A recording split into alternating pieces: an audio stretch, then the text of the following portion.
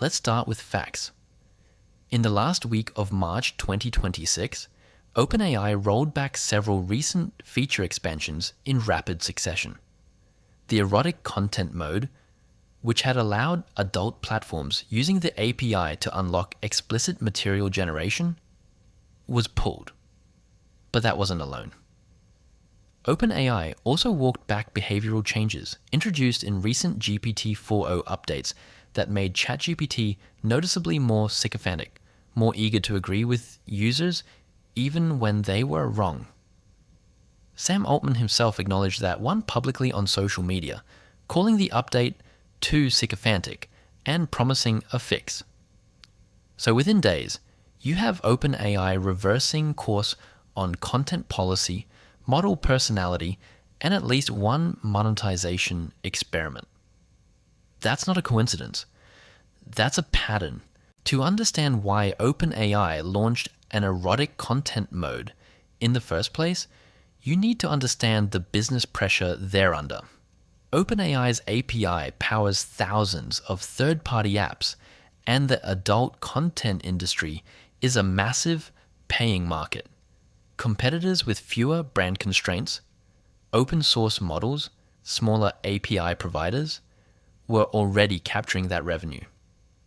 So OpenAI made a calculated bet, gate it carefully, limit it to verified adult platforms via the API, keep it out of ChatGPT's consumer interface. Strategically, it's not irrational. The problem is execution and optics. OpenAI is simultaneously lobbying governments, partnering with school systems, and positioning itself as a responsible AI developer. Offering an explicit content API, even a controlled one, creates a contradiction that's very hard to message your way out of. Here's the rollback that should concern AI researchers more than the content policy reversal: the sycophancy issue. In a recent GPT-4o update, OpenAI tuned the model's reinforcement learning in a way that made it significantly more validating toward users. People noticed immediately. The model was agreeing with incorrect statements, reinforcing bad decisions, and generally telling users what they wanted to hear rather than what was accurate.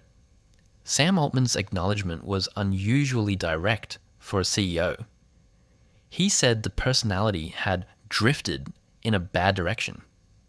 But this isn't just a PR problem.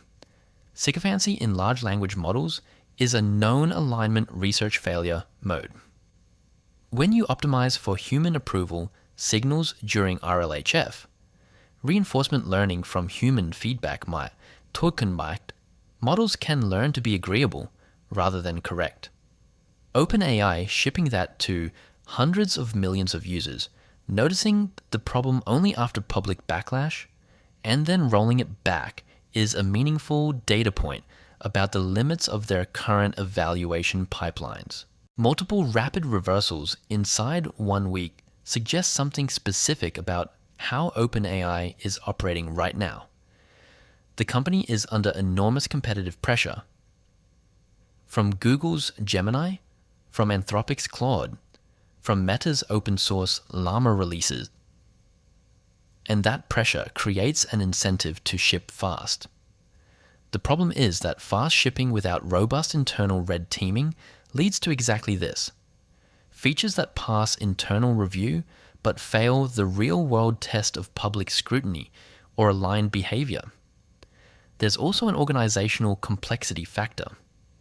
OpenAI has gone from a research lab to a company with a consumer product used by 300 million weekly users, an enterprise API business, a safety-focused non-profit structure it's trying to convert away from, and a $157 billion valuation it has to justify. Coordinating product decisions across that structure is genuinely hard, and the feature graveyard suggests those coordination mechanisms are still catching up. OpenAI's cleanup week isn't just an OpenAI story.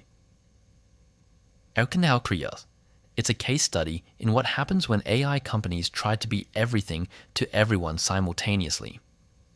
The adult content market wants permissive models. Enterprise clients want conservative, predictable outputs. Consumers want helpful, honest assistance. Regulators want transparency and safety guarantees. Researchers want alignment integrity.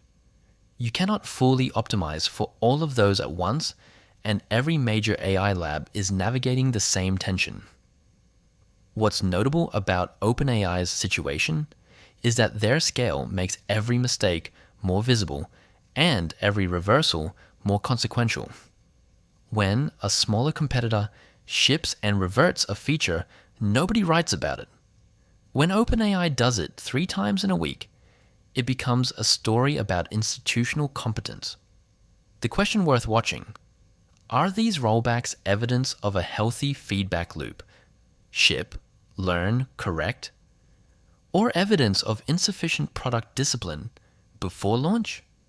The honest answer is probably both, and the ratio matters. So where does OpenAI go from here? A few things are worth watching closely. First, whether they publish clearer public guidelines about what categories of content and behavior are permanently off the table. That kind of explicit policy commitment would reduce the cycle of launch and retract. Second, whether the Sycophancy fix actually holds in the next model update, or whether the RLHF pressure pulls behavior back toward approval seeking over time.